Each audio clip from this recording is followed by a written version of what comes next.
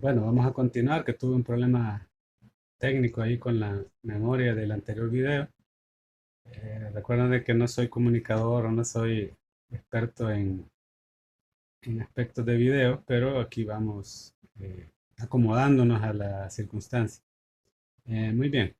Les decía de que existió en El Salvador pues una influencia de la Constitución de la República de Centroamérica y esto es parte del denominado constitucionalismo social al que hemos hecho alusión. Básicamente, acá debemos decir que en esta Constitución de la República de Centroamérica de 1921 fue importante porque es para los aspectos propios de la época fue sumamente interesante observar que prácticamente incorporó derechos sociales a la normativa, y no, ya no limitándose únicamente a todos aquellos aspectos en que el Estado no podía aparecer ejerciendo sus atribuciones o su poder ilimitado, ¿verdad? Sino que al contrario, tenía que hacer algo para, en beneficio de la sociedad, en beneficio de los colectivos. Y es básicamente 4 años después de la normativa mexicana y a únicamente 3 de la normativa de la República de Weimar. Eh, Básicamente en esta constitución de la República de Centroamérica se establecieron tres aspectos fundamentales que resulta importante relacionarlo. En primer momento es que se le establecía una protección jurídica a la maternidad. Además, a los niños menores que se encontraban en una condición difícil, podríamos decir desvalidos, y también se preveía el derecho a la investigación de la paternidad. Eso es sumamente importante, ¿verdad? Vemos que de un momento que no se decía nada y ahora que se comenzara a mencionar respecto incluso, antiguamente no había una acción procesal para hacerla efectiva, aquí en la Constitución ya se establecía o se consagraba ese derecho. Luego también regulaba ciertos derechos para los hijos nacidos fuera del matrimonio. Ya luego tenemos en la Constitución salvadoreña de 1939, se creó obviamente un Estado unitario y se comenzaron a plasmar derechos sociales. Aquí básicamente, ¿verdad? Se estableció en un primer momento que la familia es la base fundamental de la nación, regulaba la protección de la familia, la maternidad, la infancia, y una figura bien importante que en su momento fue revolucionaria como es el bien de familia, que básicamente no es otra cosa que una tutela del patrimonio familiar. Y básicamente estos derechos que estamos viendo en 1939 aparecieron por primera vez en aquella constitución de 1921 de la República de Centroamérica. Entonces, también en esta normativa se establecieron otros aspectos importantes, como es la obligación de que el Estado normara temas sobre protección y mejoría familiar, el fomento del matrimonio, ¿verdad? Etcétera. Entonces, todo eso, como vemos, ya está teniendo una participación o una agenda en los aspectos estatales, ¿verdad? Eso es sumamente importante. Luego existieron en 1944 ciertas reformas eh, que básicamente en la época donde fue derrocado el presidente Maximiliano Hernández Martínez, y aquí básicamente existió una reforma constitucional que establecía más o menos lo siguiente, que aquellos padres de familia o los padres de familia tienen los mismos deberes para con sus hijos, ya sea que estos provengan de un matrimonio o de uniones denominadas simplemente naturales. O sea, aparecía siempre un llamamiento o una denominación que hacía alusión a las uniones libres, ¿verdad? O a las uniones de hecho, como nosotros las conocemos actualmente. Eh, Además, debemos decir que en 1945 existió otro, ya un artículo, que era el artículo 155, donde el cual ya se establece todos estos aspectos, la obligación del Estado de proteger a la familia, que además de emitir leyes y que busquen el mejoramiento de la familia como tal, ya en todos sus rubros, ya sea en el aspecto económico, en el aspecto intelectual, social, moral de la familia, y que se debía proteger la maternidad y la primera infancia y también fomentar el matrimonio. Luego, ya en 1945 existieron ciertas modificaciones respecto de la Constitución de 1939, eh, que básicamente fueran esas, ¿verdad?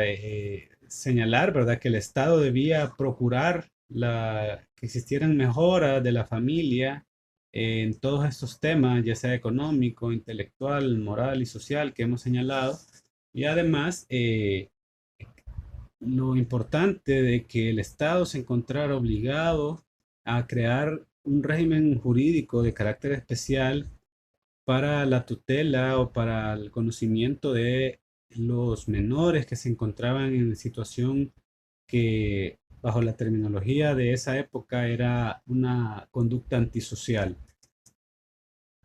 Además, posteriormente, ¿verdad? Ya en 1962, existió una transcripción fiel de todos los temas relacionados a la familia, ¿verdad? Y debemos decir, ¿verdad? Que la Constitución de 1962 vino a derogar, ¿verdad? La Constitución de 1950, que esta Constitución de 1950 es la que históricamente es conocida como la Constitución que estableció en El Salvador un Estado social y que fue la que generó, ¿verdad? Una serie de postulados, artículos que consagraron derechos sociales en el país. Entonces, como esa normativa constitucional de 1950 trajo grandes desarrollos en derechos sociales, tenemos que ver cuáles son las novedades que en materia de familia nos trajo esta. En primer momento, debemos decir que proclamó que el matrimonio era el fundamento legal de la familia. ¿Se recuerdan? Esto es una situación que se encuentra incluso aún en la actualidad. En la Constitución de 1983, de igual manera, el matrimonio es el fundamento legal de la familia. También el tema de la igualdad jurídica de los cónyuges se estableció a partir de la Constitución de 1950. Y también otro tema importante fue constitucionalizar el principio de igualdad de los hijos. Este principio de igualdad de los hijos no es otra cosa que no va a haber discriminación en razón del vínculo o filial o del origen de la filiación, ¿verdad? Y que también incluye a ellos los adoptivos, los hijos adoptivos. Por lo tanto, estos tienen igual derecho de protección, de asistencia y de protección de los padres. Además, el tema de que se evitara un trato social discriminatorio, un trato estigmatorio y discriminatorio, ¿verdad? Respecto a la prohibición de registrar en las actas de registro civil la naturaleza de la afiliación y de expresar ello en las partidas del estado civil de los padres. También la investigación de la paternidad, establecer de forma constitucional que se establecía prácticamente esa opción, lo cual se mantiene en la actualidad. Eso que les estoy mencionando, indudablemente, si a ustedes les parece muy actual, precisamente porque se mantiene en nuestras constituciones. Pero lo importante y lo trascendente es que esto apareció, estas disposiciones aparecieron a partir de 1950 en esa constitución que estableció muchísimos derechos sociales. Ya luego aparecemos o aterrizamos en la constitución vigente y aquí las innovaciones básicamente son las siguientes. Eh, que la protección del Estado no iba a constituir una simple protección jurídica, sino que además se creaba o se establecía o se instauraba un mandato constitucional a efecto de que se integrasen los organismos y se formulase una legislación para la integración, el bienestar, el desarrollo social, el desarrollo cultural y económico de la familia. Además, eso es importante porque se le da una mayor vigencia a un concepto sociológico de la familia, que va a trascender más allá de lo jurídico. Ahora bien, ya vimos como una breve síntesis del desarrollo constitucional que ha tenido la familia. Pero ahora tenemos que ver la familia, la institución objeto de estudio, cómo la ha establecido en su contexto general la legislación salvadoreña. Aquí, obviamente, en primer lugar es la Constitución de la República, que la regula a partir del artículo 32 al artículo 36. Ahí se encuentran los principales postulados que nosotros hemos estado analizando. Luego también tenemos el Código de Familia. Hay una serie de artículos, ¿verdad?, que nos hablan sobre la constitución de la familia y la tutela de la familia, ¿verdad? Luego tenemos la Ley Procesal de Familia, la Ley contra la Violencia Intrafamiliar, que busca combatir todos aquellos hechos, actos, omisiones que puedan generar algún tipo de violencia intrafamiliar, ya sea de tipo físico, psicológico, sexual o patrimonial de los integrantes de esta, ¿verdad? La Ley Especial de Protección Integral de la Niñez y Adolescencia, más conocida como LEPINA, ¿verdad? En la cual también aborda el tema de la familia en distintos artículos de su contenido. Y también, ¿verdad? Vamos a hablar de esta protección constitucional, ¿verdad? Que básicamente ordena que el Estado genere una integración familiar, que promueva la integración y que mediante una solidaridad que no puede ser otra cosa que un interés superior como fin de la familia como institución, y que además ello no sea obstáculo para respetar la personalidad y la dignidad de los miembros de la familia y el cumplimiento de los deberes familiares de cada uno de ellos, y que toda esta actividad sea desplegada en favor de la familia y de cada uno de sus miembros. Entonces, la protección constitucional se encuentra así, luego la protección legal con el Código de Familia, ¿verdad? También, ¿verdad? Dentro de todo esto está el concepto de familia, que en el Código de Familia, precisamente en su artículo 2, conceptualiza a esta institución como aquel grupo social que se encuentra formado permanentemente y que está constituido por el matrimonio, la unión matrimonial o el parentesco.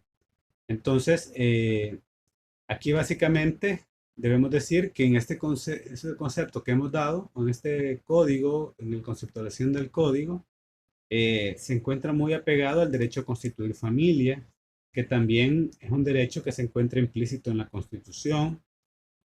Y indudablemente todo esto nos va a llevar al derecho internacional, ¿verdad? Referente a los derechos humanos, que ha declarado que en el derecho a constituir familia va inmerso el derecho a casarse o de no hacerlo.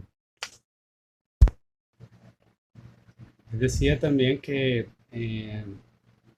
existía también la protección del Estado, el tema de la protección del Estado, que es fundamental, y que esta es un cumplimiento de un mandato constitucional previsto, eh, que no es otro que es el de proteger a la familia, y que esta protección se va desarrollado básicamente en el Código de Familia, en donde se consagran los deberes del Estado en favor de la familia. Y todo esto se encuentra en el libro quinto, que básicamente establece dos sistemas de protección. Primero, un sistema nacional de protección a la familia y personas de la tercera edad, y además el sistema nacional de protección al menor. Ahí vemos evidenciado eh, la protección estatal a la familia. Entonces, todo este sistema va a ir dirigido a que se ejecuten políticas estatales para lograr el bienestar social, económico y cultural de la familia como institución. Luego tenemos los principios rectores, que van a permear o que van a dirigir toda la actividad del Estado con relación a la familia. Y uno, como ya sabemos, es la unidad de la familia, la igualdad de derechos del hombre y de la mujer, la igualdad de derechos de los hijos, la protección de los menores, la protección de las demás personas incapaces y la protección de las personas de la tercera edad y finalmente la protección de la madre cuando es la única responsable del hogar.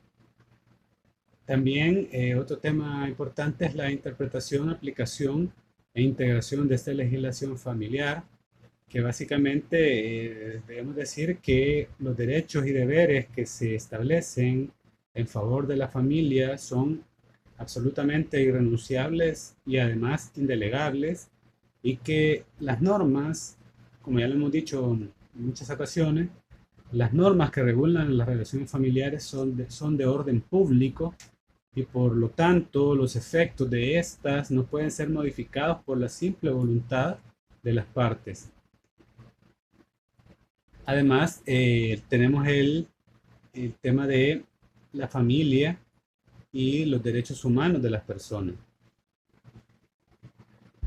Entre estos, indudablemente vamos a mencionar los derechos familiares de la persona humana, que entre estos se encuentra, como lo hemos visto, es el derecho a contraer matrimonio, ¿verdad? Además, el derecho a la preparación para la vida conyugal y a la vida familiar, el derecho a formar y ser parte de una familia, el derecho de la madre a gozar de protección legal y además de tener seguridad social, el derecho a decidir sobre el número de hijos, el derecho al ejercicio de la autoridad parental y de esa responsabilidad que conlleva, y el derecho a nacer y a la seguridad social del concebido. Todos estos son derechos de carácter familiar de la persona, así como la igualdad de dignidad y los derechos conyugales. Entonces, como vemos, estos son derechos que hemos intentado darles contenido, gozar de contenido, y la jurisprudencia de la Corte Interamericana ha sido sumamente amplia para tal efecto. E incluso dentro de las actividades que hemos efectuado esta semana, los vamos a relacionar. Esto para poder tener mayor comprensión de su contenido. Además de los derechos de la familiar de la persona humana, tenemos los derechos sociales de la familia. Y dentro de estos, valga mencionar el derecho al trabajo. Obviamente, cada grupo familiar para poder sobrevivir, para poder tener un nivel de vida adecuado, debe tener acceso a sus integrantes al trabajo y por lo tanto es considerado un derecho social de carácter familiar. También el derecho a un salario familiar que sea suficiente. No, o sea, no basta con tener trabajo, sino que además debe exigirse que se creen las condiciones económicas, políticas que permitan que el salario que se devengue por una determinada actividad económica sea suficiente para satisfacer las necesidades del grupo familiar. Y ello no es, o sea, a veces es difícil para la jurisprudencia o para lo jurídico establecer derechos de esa forma, porque muchas veces tienen que ver más con condiciones sociales. Sin embargo, es una aspiración, es el deber ser que los salarios sean suficientes para el correcto desarrollo de las vidas de cada uno de los integrantes de la familia. Luego tenemos también el derecho a la seguridad social. Como sabemos, es importante que la persona ante distintas contingencias de distinto tipo en su salud, en sus actividades, goce de seguridad social. Y para ello existen distintos sistemas que permiten que la persona humana no quede totalmente desválida ante situaciones que ocurren en su ciclo vital. También tenemos el derecho a una vida digna, a una vivienda digna, perdón, y que en ella se puedan satisfacer sus necesidades básicas de techo, ¿verdad? Para poder solventar la satisfacción de peligros que el entorno y el ambiente generan y que le dé una sensación de protección para poder desarrollar su vida, ¿verdad? Y finalmente el derecho a creer y a profesar su propia fe y además a difundirla. Esto, como vemos, es fundamental en todo Estado constitucional, puesto que se debe garantizar que las personas tengan la posibilidad de creer en algo.